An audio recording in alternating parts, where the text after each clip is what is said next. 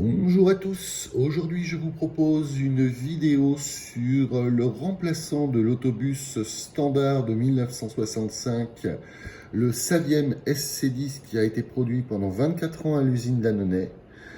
Voilà, jusqu'en 1989 et qui a composé le gros du parc d'autobus de la RATP. Voilà, le Saviem SC10 et le Renault SC10R. Voilà, il s'agissait donc de remplacer l'autobus standard dès 1975, des études ont été menées pour justement définir un cahier des charges en collaboration avec les autorités responsables de transport ainsi que les exploitants des réseaux de transport. Voilà. Donc l'autobus futur, entre guillemets, l'autobus standard prévu pour 1985 allait s'appeler R312.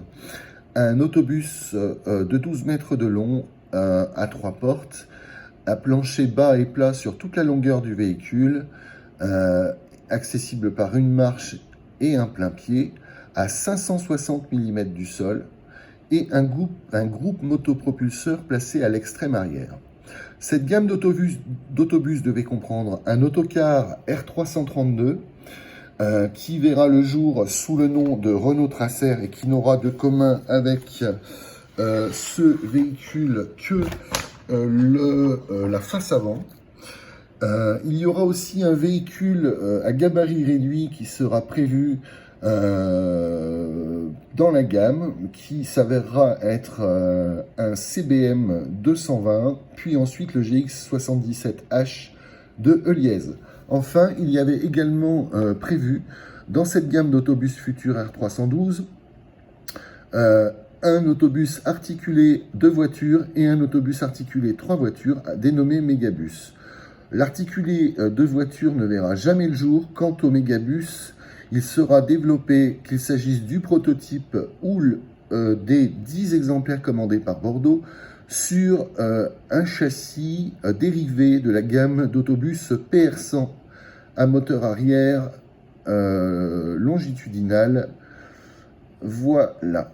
Alors, je vous propose, avant de parler du R312, d'éluder immédiatement le Tracer, qui était un excellent véhicule de ligne et qui, effectivement, était le projet R332, qui n'a en fait rien à voir à part la face avant, avec le R312, voilà, un autocar de ligne avec beaucoup de qualité, un moteur central juste en avant de la porte médiane, un véhicule à tout faire, vraiment la ligne régulière, régionale, départementale, le transport scolaire. C'était vraiment une réussite pleine au niveau technologique, d'une simplicité absolue, un régal à conduire puisque j'ai passé mon permis dessus, donc je sais de quoi je parle.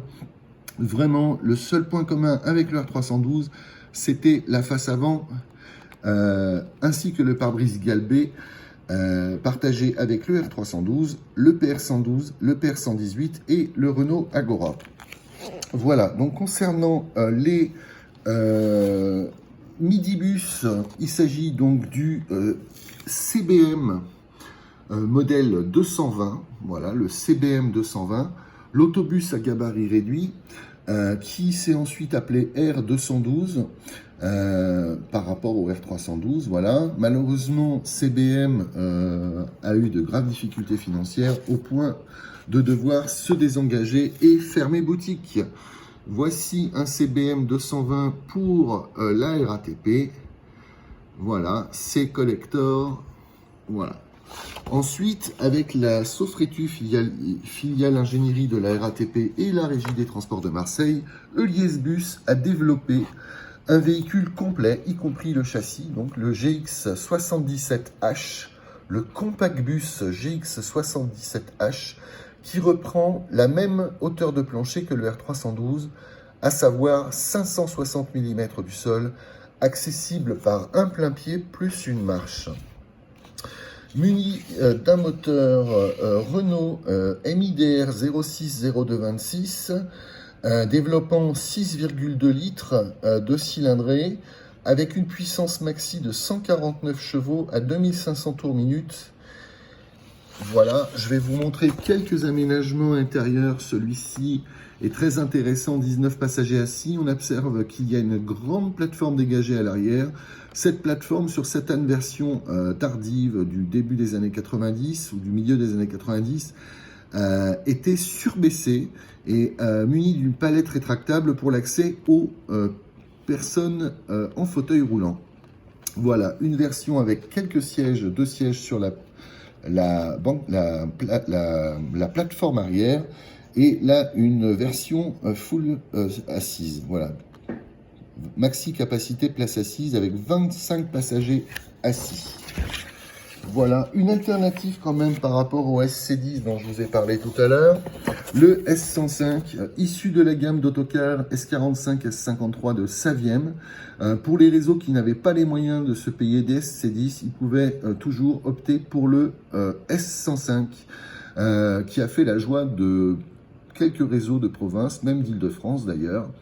Un véhicule simple d'utilisation, simple de conception, très robuste, au coût de revient et de vie assez faible, donc qui permettait de dégager des marges assez intéressantes. C'était le véhicule idéal à exploiter dans ces cas-là, ainsi que pour l'exportation, puisque en Égypte, au Gabon et en Côte d'Ivoire, le S105 aura connu une belle carrière en Afrique. Voilà concernant les autobus dérivés de la gamme R312. Ici au CNIT La Défense en 1984, la présentation du proto R312, donc ce fameux autobus avec une chaîne cinématique, un moteur en position verticale transversale arrière, dans un grand capot moteur, voilà, situé à l'extrême arrière du véhicule. Le R312, donc, un autobus de 12 mètres de long à 3 portes, avec un plancher bas et plat, accessible par un plein-pied plus une marche, à 560 mm du sol. Ici, le prototype de la RATP numéro 5001 à Villejuif, lui, Aragon. Un véhicule, donc, vraiment une découpe de peinture assez originale et audacieuse pour l'époque. Ici, l'archibus ou archibus de la RATP numéro 5002, place de la Concorde, en novembre 86. Une version RATP 2 portes qui a été produite à 655 exemplaires et livrée entre 1994 et 1996. Voilà, je voulais quand même vous montrer un R312 de série. Voilà, donc le R312, ça c'est un des premiers véhicules de pré-série présentés au deuxième semestre 1986. Voilà, donc le R312, un autobus de 12 mètres de long, à 3 portes, avec effectivement un compartiment moteur en position verticale transversale à l'extrême arrière du porte-à-faux arrière. Voilà, donc 3 portes larges réparties sur toute la longueur du véhicule, une conception modulaire qui répond à une porte, 2 modules de baie, une porte, 2 modules de baie, une porte. Voilà concernant le concept de l'autobus R312. Il faut préciser quand même un élément important concernant le R312, qui est la conception par 6 éléments assemblés par boulonnage. Alors, contrairement aux autres autobus du marché, le R312, afin de pouvoir assurer les efforts de flexion et de torsion de la structure, sera composé de 6 éléments soudés indépendamment les uns des autres, lesquels seront ensuite assemblés par boulonnage, trempés à la cathophorèse et peints. Ensuite, les éléments seront démontés, seront ensuite préparés individuellement, chacun de leur côté, comme on l'observe ici. Les faces latérales, après trempé cathophorèse et peinture, sont préparées avant le montage final. Ici, nous avons les éléments, donc le châssis, les deux faces latérales qui sont boulonnées, la mise en place de la face avant. Le bloc arrière est déjà monté, voilà, la mise en place du moteur arrière. Voilà, concernant la conception originale du véhicule assemblé par boulonnage. Voilà, un autre point quand même sur les prototypes des R312 où on peut noter que l'enceinte conducteur a déjà un design qui est arrêté. L'aménagement intérieur, là aussi, le plus gros est fait, bien entendu, il évoluera. Et un gros plan sur l'accès avant, c'est-à-dire un plein pied plus une marche qui mène donc au plancher bas et plat sur toute la longueur du véhicule à 560 mm du sol. Voilà concernant le R312 et sa conception. Voilà plusieurs visuels de brochures. Alors, je vais vous montrer une fiche technique illustrée et ensuite on entrera un peu plus dans les détails. Pour l'instant, nous allons regarder uniquement les illustrations. Donc, le logo R312 qui était collé de part et d'autre des faces avant et arrière dans les coins. Voilà, donc chaque R312 sera muni de 4 logos R312, très bien dessinés d'ailleurs. Ici, donc, on a la vue générale du véhicule, sa longueur de 11,99 m, les faces avant et arrière, avec une girouette de destination avant qui est assez large et qui permet d'ailleurs d'avoir une excellente visibilité des informations, numéro de ligne et destination. Avec quelques dimensions qui sont intéressantes, une hauteur intérieure libre de 2,29 m, et un poids total à vide en ordre de marche plein effectué de 11 tonnes 250 kg. Voilà, et un plancher à 560 mm du sol. Ici c'est marqué 570, mais c'est 560. Voilà. Ici on aperçoit les sièges qui sont sur un bâti cantilevé, c'est-à-dire que un bras parfaitement perpendiculaire aux faces latérales est fixé aux faces latérales et soutient les deux sièges, voilà, de sorte à ce qu'il n'y ait aucun piétement. Et les sièges sont tous sur surélévation. Voilà les possibilités d'aménagement intérieur. Alors ici, on a une 79 places assises et 28 debout, c'est-à-dire 107 places au total. Ensuite, une implantation maximale de 112 places, dont 22 assises. Et ensuite, une implantation intermédiaire de 104 places, dont 32 assises. Voilà, il est très intéressant donc de retrouver le schéma que je vous ai montré tout à l'heure des 6 éléments assemblés par boulonnage qui assurent donc la rigidité et qui permettent au véhicule d'assurer les efforts de torsion et de flexion. Voilà, par boulonnage donc. Ensuite, la protection contre la corrosion. Alors, très intéressant parce qu'il y a quand même 6 couches différentes, plus une mousse polyuréthane dans les corps creux. Ça, c'est très intéressant aussi, c'est une vraie innovation.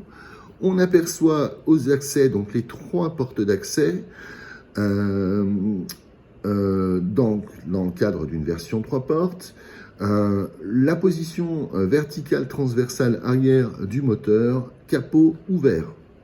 Voilà, en précisant donc que la version de porte voit la porte médiane reculer d'un module de baie. Voilà, c'est-à-dire que la porte médiane se retrouve exactement devant le pont arrière, contrairement à la version 3 portes, où on voit que devant le pont arrière, il y a bien un module de baie. Donc la porte médiane, dans le cas d'un véhicule de porte, est reculée d'un module de baie. Ensuite, il y a d'autres illustrations qui sont très intéressantes.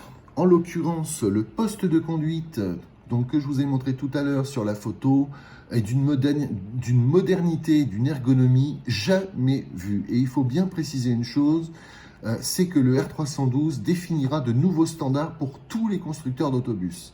Voilà, il y a eu un avant R312 et il y a eu un après. Voilà.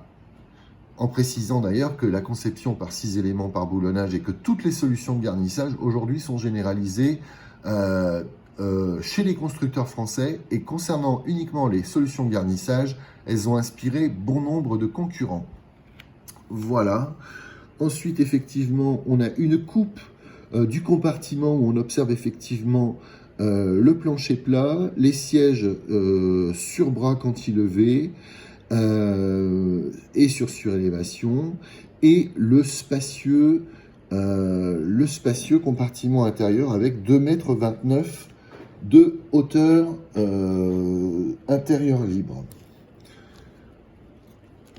Voilà. Ensuite, en illustration, nous avons carrément l'implantation des organes mécaniques.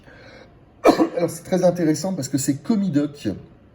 Comidoc, je vous en reparlerai plus tard pour le PR180. Je ferai peut-être une vidéo dessus. Parce que Comidoc, c'est justement, ils intègrent les organes mécaniques dans le dessin. Donc, ce qui veut dire qu'on comprend, en fait, comment est implanté le véhicule. Voilà, et comment les organes mécaniques sont implantés dans le véhicule, donc c'est vraiment très intéressant.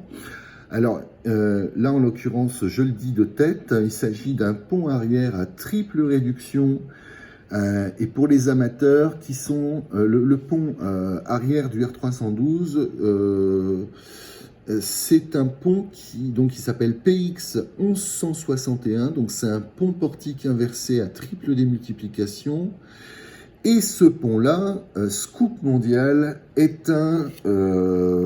été monté sur le Renault PR103 australien. Donc non, le PR103 n'est absolument pas un PR102 à face avant de R312. Le PR103, c'est l'évolution du PR102 avec des éléments de R312. C'est-à-dire que la distance entre la roue avant, les roues avant et les roues arrière sont exactement les mêmes que sur le R312. Voilà. Donc, ça n'est pas, le PR103 n'est absolument pas un PR102 à face avant de R312. C'est une petite parenthèse quand même pour le savoir. Le PR103 australien, c'est donc un mix entre le PR102 et le R312. Voilà, c'est quand même bon à savoir et c'est quand même bon à noter, parce que sinon on pourrait croire des âneries et ce serait dommage. Quand même une belle ligne, ce PR103. Je ne peux pas m'empêcher, moi, à chaque fois que je fais une vidéo, de parler du PR100. Je ne sais pas si ça se soigne, mais voilà. Voilà pour la parenthèse. Donc il s'agit quand même d'un essieu rigide, hein, c'est-à-dire qu'il ne s'agit pas d'un essieu à roue indépendante. Voilà pour la précision. Ensuite, je vous propose de découvrir, avant de... j'adore cette photo, là, elle est superbe. La photo de la brochure du R312, ça c'est une brochure de 1992, ils ont simplement renouvelé la photo. Voilà, l'intérieur est strictement le même que les plus anciennes brochures, mais j'aime beaucoup cette photo. Voilà, je vais peut-être la mettre d'ailleurs en photo de présentation de la vidéo parce qu'elle est trop bien cette photo. Voilà donc pour la brochure commerciale du Renault R312, où effectivement nous avons la face avant avec une large girouette qui indique les informations essentielles, le numéro de ligne, la destination. Nous avons donc le profil que nous avons vu tout à l'heure, c'est-à-dire un autobus de 12 mètres à 3 portes répartis sur toute la longueur du véhicule, un module de porte, 2 modules de baie, un module de porte, 2 modules de baie, un module de porte, et à l'extrême arrière, le moteur en version verticale transversale. On observe d'ailleurs sur la photo que l'accès à chaque porte est accessible par un plein-pied plus une marche. Le plancher est parfaitement bas et plat, sans marche ni pente, à 560 mm du sol. Voilà la photographie de la face arrière du R312 et la petite minette qui accède à l'autobus par la porte avant. le plein-pied et la marche pour un plancher à 560 mm du sol. Un véhicule absolument révolutionnaire au design ravageur. Certainement le meilleur véhicule du monde au moment de sa sortie. Il n'y avait pas plus moderne que le R312. Alors là, le compartiment voyageur, quand on a 2,29 m de hauteur intérieure libre, on peut quand même dire que cet aménagement intérieur est particulièrement spacieux et soigné. Alors, je voulais quand même préciser quelques petites choses sur le garnissage intérieur, de sorte à ce que nous ayons les meilleures informations.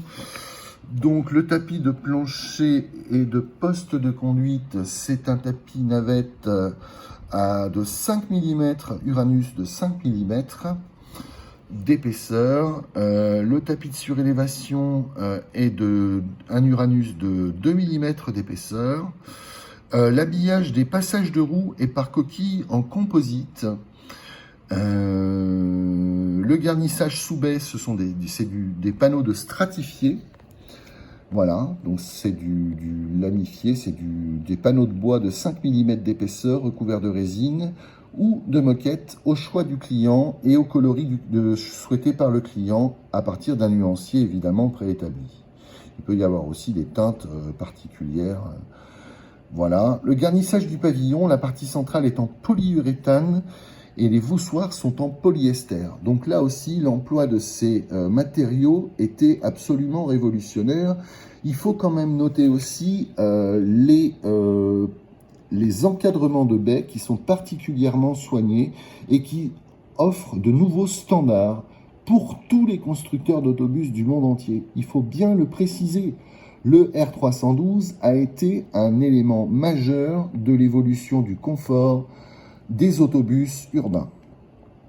Voilà, il faut quand même le dire, il faut rendre à César ce qui est à César. Et là, je peux vous dire que César, il a vraiment offert énormément. Voilà une vue de l'intérieur dans la maxi capacité de 112 places. Les sièges dont je vais vous faire l'article dans un instant. Les sièges Renault Citad 18B, voilà, qui sont garnis aux teintes du fournisseur Muguet. Voilà, comme le Muguet que l'on ramasse le 1er mai. Donc vraiment, c'est un très bel intérieur et de très bons sièges. Des sièges d'ailleurs qui sont très ergonomiques, qui ont bénéficié justement des études à la conception du R312. Donc ce sont des sièges très ergonomiques, très confortables et bien entendu qui résistent aux assauts du quotidien puisqu'ils ont le dossier est recouvert d'une coquille thermoformée.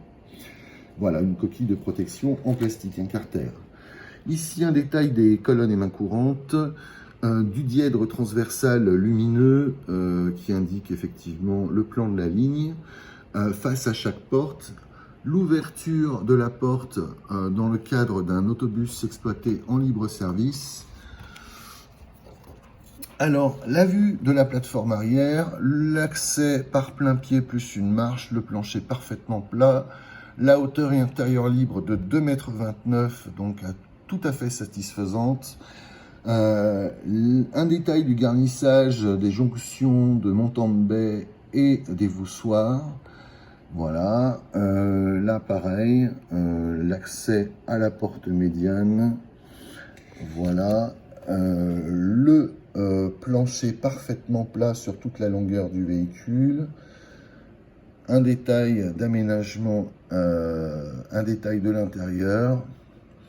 Ici, donc un oblitérateur, le poste de perception, le poste de conduite ergonomique là aussi, qui est inclinable à volonté, le poste de conduite, le service d'aide à l'exploitation sur le pupitre à droite du volant de 50 cm, les portes, la commande des portes, le déverrouillage du self-service, la commande de boîte de vitesse ZF à touche, donc le volant de 55 cm, les voyants, le compteur, le commodo, les commodos de clignotants, d'essuie-glace, ensuite la jauge à gazole, l'arrêt, la coupure d'alimentation, de secours, le frein auxiliaire d'exploitation, les réglages de ventilation, les réglages des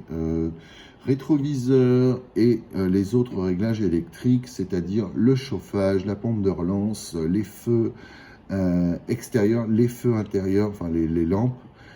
Voilà, évidemment, le téléphone aussi pour le lien avec l'exploitation. Voilà, ensuite nous avons la vue sur le moteur en position verticale transversale arrière, capot moteur ouvert. Voilà, le détail du siège à suspension cantilever.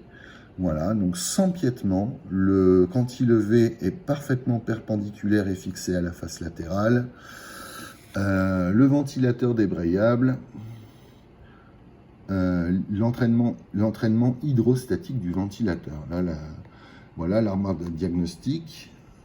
Et le train avant, le pont arrière. Le pont arrière, oui, le pont arrière, à triple réduction, identique à celui du PR103. Et le train avant, qui n'est pas à roue indépendante. C'est donc un essieu fixe. Voilà, le trempage par cataphorèse du véhicule, la préparation du soubassement après trempage par cataphorèse et après peinture, la préparation des faces latérales, la soudure des faces avant, voilà, soudure des faces latérales, la soudure du pavillon, l'assemblage des faces latérales sur le châssis, puis la mise en place de la face avant, puis la mise en place du moteur une fois le bloc arrière placé. Voilà concernant la brochure du R312. Avant de vous présenter les sièges, je voulais quand même vous présenter l'ultime version du R312. Alors là, il s'agit d'un photomontage. Puisqu'il est censé avoir des feux de gabarit à l'avant et à l'arrière. Donc là, c'est un photomontage. Une ultime version, pas seulement parce que les blocs de feu ont changé. Effectivement, on voit que les blocs de feu ont changé. On voit la version de porte demandée par la RATP. Ici, c'est un véhicule de démonstration. Voilà, donc la porte médiane a été reculée d'un module de baie, comme je vous l'ai dit tout à l'heure. Et il y a aussi un haillon optionnel sur la porte arrière, à la porte arrière, un haillon, ça s'appelle le R312 bourgeois, c'est-à-dire que ça doit être la maison bourgeois qui a dû proposer le haillon, et donc c'était en attendant que l'autobus soit surbaissé. Et effectivement, c'était une solution transitoire pour permettre l'accès aux personnes en fauteuil roulant à l'intérieur de l'autobus R312. Voilà une photo alternative d'un autobus niçois quand même, Nice qui a été quand même un gros client de Renault Véhicules Industriels. Voilà, donc c'était une des découpes des transports urbains de Nice. Voilà. Je vais faire un point sur les sièges maintenant. Alors donc, lorsque le R312 a été étudié, tout a été étudié, y compris les sièges. Il s'agit donc d'une gamme qui est sortie spécifiquement pour le R312, une gamme qui s'appelle Citad. À gauche, le Citad 18B et à droite, le Citad 18C anti-lacération. Voilà. Ensuite, en 1993, est apparu un nouveau siège avec un dossier haut et une assise un peu plus rembourrée, mais toujours ergonomique, le Rocade Urbain. Et ce Rocade Urbain offre un meilleur confort et un design particulier avec sa poignée haute de dossier. En outre, le Rocade Urbain était également disponible en version ALX, anti-lacération sans modification d'aspect. Voilà. Et enfin, une dernière précision sur la gamme Rocade Urbain comme sur la gamme Citad, ces sièges étaient proposés également sur toute la gamme d'autobus, c'est-à-dire PR102, PR182, PR112, PR118, donc R312 évidemment, puis ensuite Agora. Voilà. Alors maintenant, ce que je vous propose, c'est de comparer juste une version 2 portes et une version 3 portes, et ensuite de lire une fiche technique de mars 1993, qui est mon cru favori, simplement parce que c'est une des dernières versions avec les moteurs les plus puissants, parce qu'il faut quand même savoir que le R312 était proposé en 1987 avec un moteur de 175 chevaux. Autant vous dire que ça faisait pas lourd pour justement déplacer les 11 tonnes 250 du R312. Voilà, donc là nous avons deux R312, ici en version 2 portes, ici en version 3 portes, et effectivement on peut voir donc, je vous confirme, et vous me confirmez aussi que la porte médiane dans le cadre d'un autobus à 2 portes a migré d'un montant de baie en arrière, juste en avant de l'essieu arrière. Voilà, 2 portes, 3 portes. Le poids total d'un autobus à 2 portes est de 11 tonnes 265 kg contre 11 tonnes 250 pour le 3 portes. Donc un autobus à 2 portes pèse 115 kg de plus qu'un autobus à 3 portes. Non, 15 kg, pardon, 15 kg de plus. Voilà, je vous invite à découvrir la fiche technique de l'autobus R312. Alors, je vais juste pousser ça, parfait, comme ça je suis bien disposé pour voir ça avec vous. Donc les aménagements intérieurs, nous les avons vus ensemble. Les sièges aussi, avec une option quand même, cale hanche et poignée haut de dossier en inox, parce que les éléments présentés tout à l'heure sont en époxy. Alors là, c'est le rocade. Je vais montrer plutôt l'intérieur du véhicule. Comme ça, on aura effectivement une confirmation de ce que je vous dis. Je ne vais pas y arriver, là, on va regarder comme ça. Donc là, effectivement, on observe que les mains courantes et les poignées sont en époxy gris. Et les cales hanches et les poignées haut de dossier sont en époxy rouge. Alors l'époxy, c'est quoi? L'époxy, c'est un traitement par poudrage. Donc les pièces à traiter, en l'occurrence là, les poignées, les mains courantes et les cales hanches, sont passées dans une cabine de poudrage. Donc elles reçoivent une poudre de plastique colorée, qui est donc pulvérisée sur les pièces à traiter. Et ensuite, ces pièces-là sont passées au four à plus de 200 degrés. Et en séchant, cela donne un aspect de peinture plastifiée absolument impeccable. Voilà, c'est donc l'époxy. Donc ça, c'était 2 séries. Et en option, effectivement, les pièces peuvent être en inox plutôt que teintées en époxy. Voilà pour la technique époxy. Accès au véhicule et composants. 3 portes avant, donc médiane et arrière, donc à 2 vantaux, louvoyante intérieure à commande pneumatique avec sécurité à la fermeture sur porte médiane et arrière par valve reverse.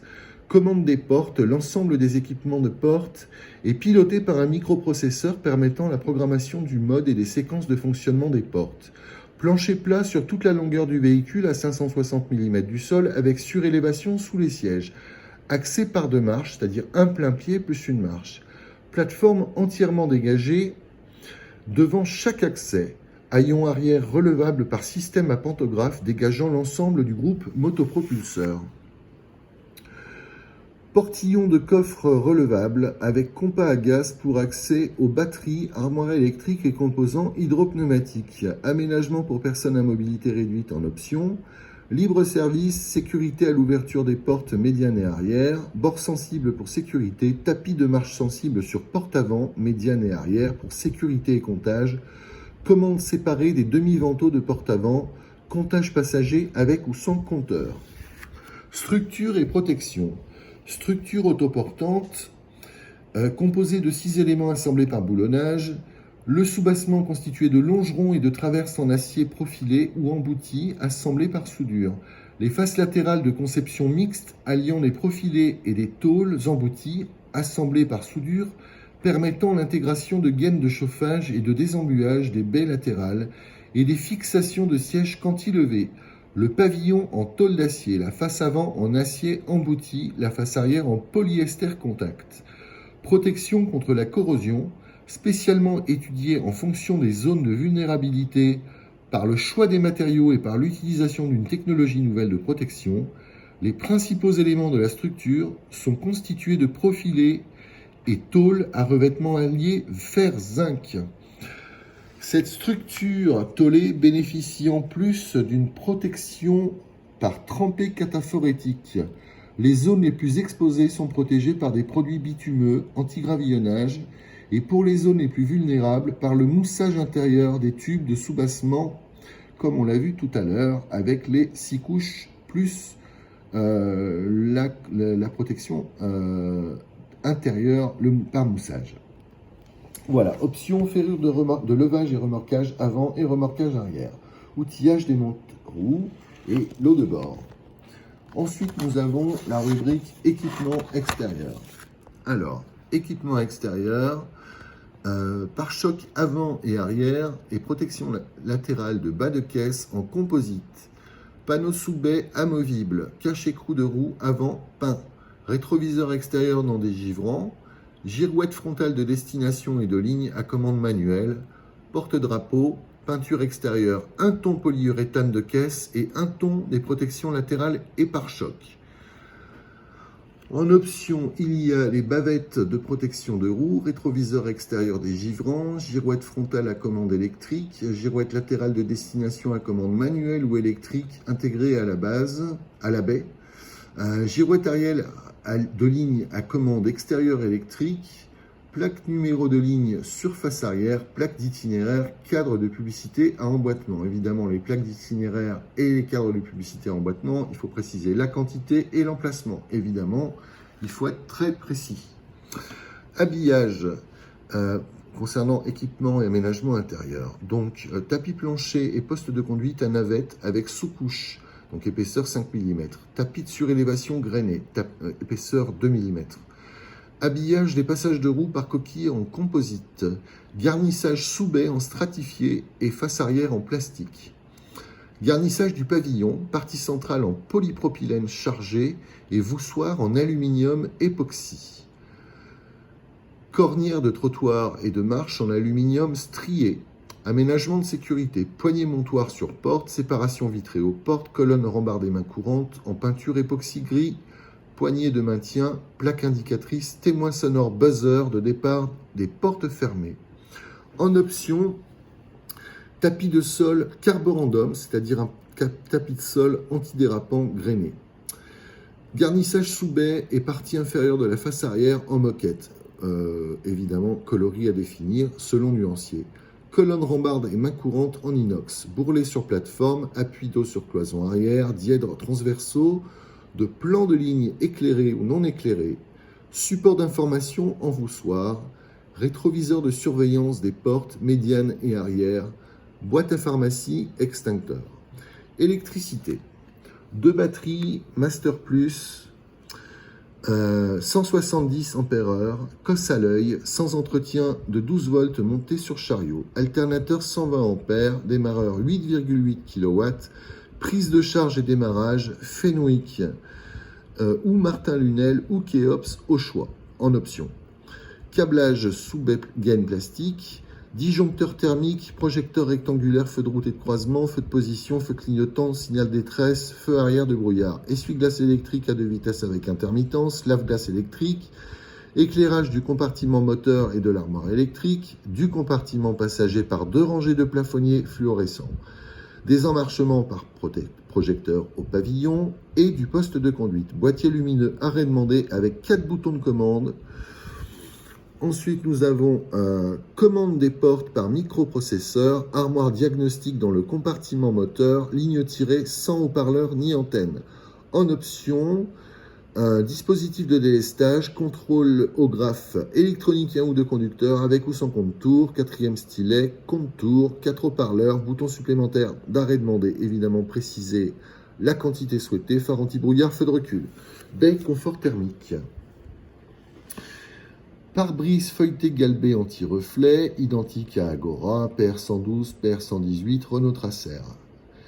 Glace de girouette frontale claire, baie latérale basculante claire, baie d'issue de secours fixe avec percuteur. Baie conducteur coulissante, lunettes arrière galbées teintées, aération, ventilation du poste de conduite, chauffage, dégivrage du poste de conduite et de la baie conducteur, chauffage du poste de conduite, chauffage passager et désembuage des baies latérales, isolation thermique du plancher et du pavillon et phonique du compartiment moteur et des équipements de chauffage. En option, glace teintée, baie latérale coulissante, baie issue de secours à abattant, baie d'issue de secours aérante, déflecteur sur baie conducteur, 2 aérateurs au pack de pavillon, ventail avant chauffant, prédisposition air conditionné. Poste de conduite. Siège conducteur réglable à suspension pneumatique. Tableau de bord en 3 modules solidaires du volant 50 cm de diamètre. Réglable en hauteur et en inclinaison et témoin de contrôle, alerte et alarme. Pupitre de service latéral gauche, enceinte conducteur avec armoire inférieure, portillon et poste de perception, porte-manteau, vide-poche. Pare-soleil frontal et latéral gauche à commande manuelle, rétroviseur intérieur central à réglage manuel. Option, siège conducteur à soutien lombaire pneumatique. Housse de siège conducteur assortie au siège passager. Armoire SAE, service d'aide système d'aide à l'exploitation supérieure.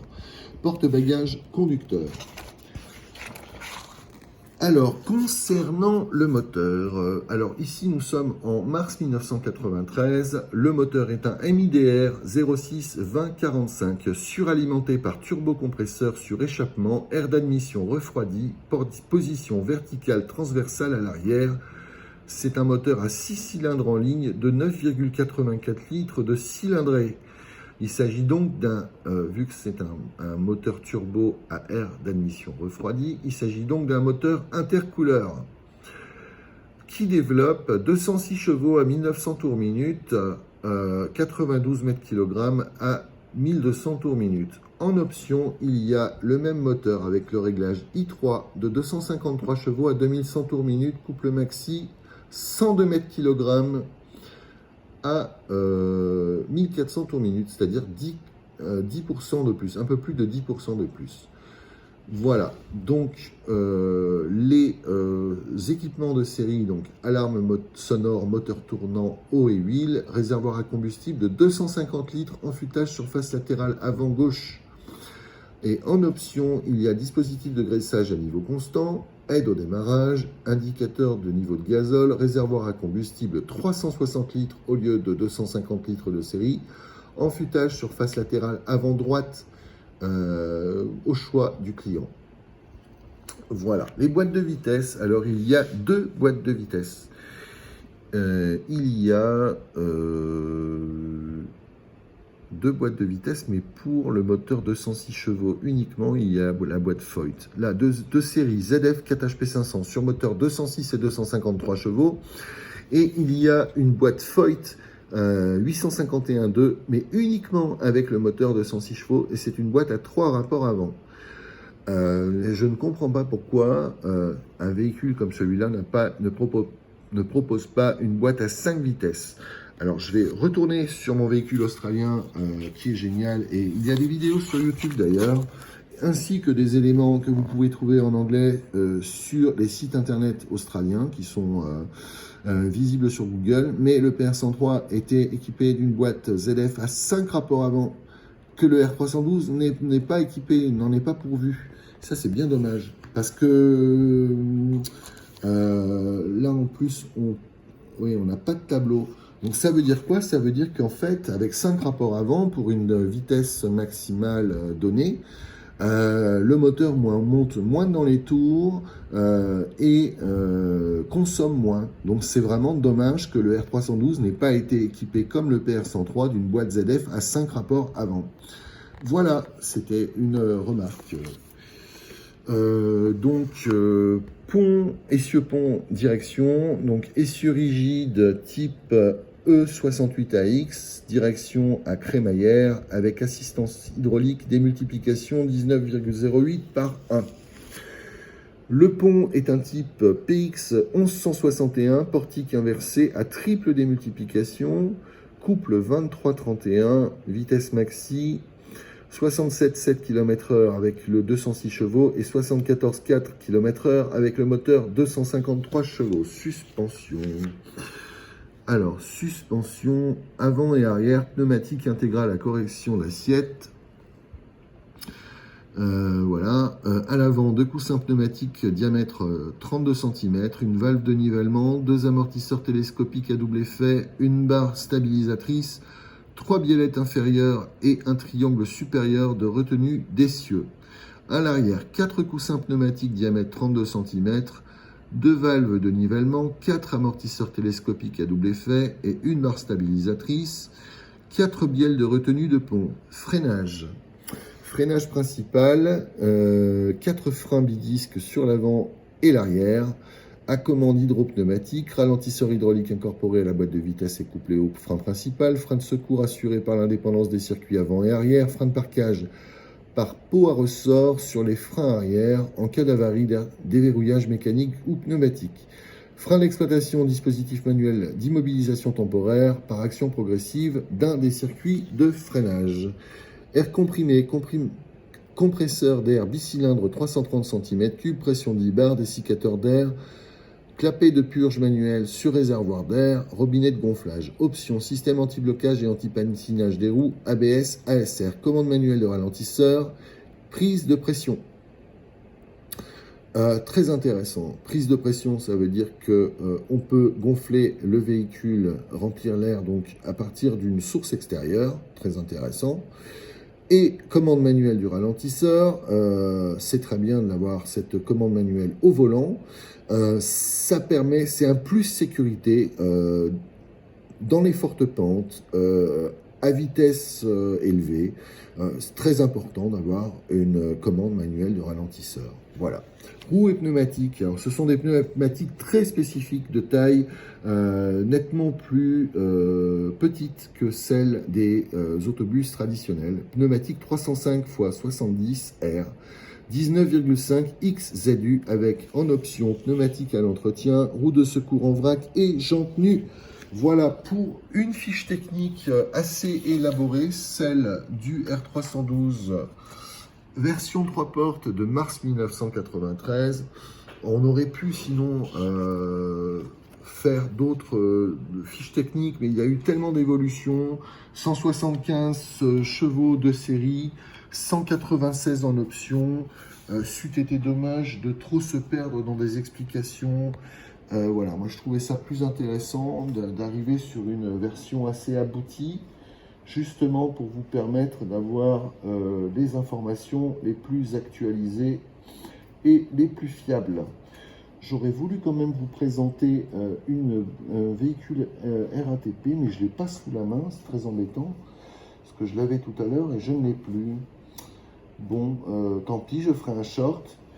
Et je ferai une petite vidéo courte présentant le R312 RATP, puisque je ne l'ai pas sous la main. Ah si, je l'ai. Voilà, les transports urbains Renault. Et voilà. Alors, la RATP, pourquoi j'en parle? Alors, parce que d'abord, ça a été partie prenante de la conception du R312. Ensuite, parce que ça a été, ils ont quand même possédé 938 autobus R312 en version 3 portes, tel que celui-ci. Enfin, j'adore la découpe de peinture, c'est-à-dire que non seulement la calandre avant est masquée de noir, ce qui fait très bien ressortir d'ailleurs le logo RATP. Donc je trouve qu'au niveau signalétique, hein, c'est comme la signalétique de la girouette, une destination sur fond noir, c'est quand même plus visible. Aussi, la face arrière était peinte en noir mat, ce qui permettait de faire ressortir le numéro de ligne, le logo RATP et la publicité à l'arrière. Malheureusement, cette découpe de peinture n'a pas été maintenue et a évolué vers cette horrible vert jade. Enfin, je trouve que cette découpe de peinture est vraiment pas saillante. Dommage que ce logo RATP traîne sur la calandre. Voilà, voilà, c'est pas la RATP le fabricant, c'est Renault, donc pourquoi le logo RATP sur la calandre? Je trouve ça disgracieux et dommage et vraiment cheap en plus. Parce que quitte à faire une découpe de peinture, à la limite, s'ils en avaient marre de celle-là, qu'ils se prennent un vrai parti pris comme Renault avec son R312 bourgeois. Voilà, du vert jade partout.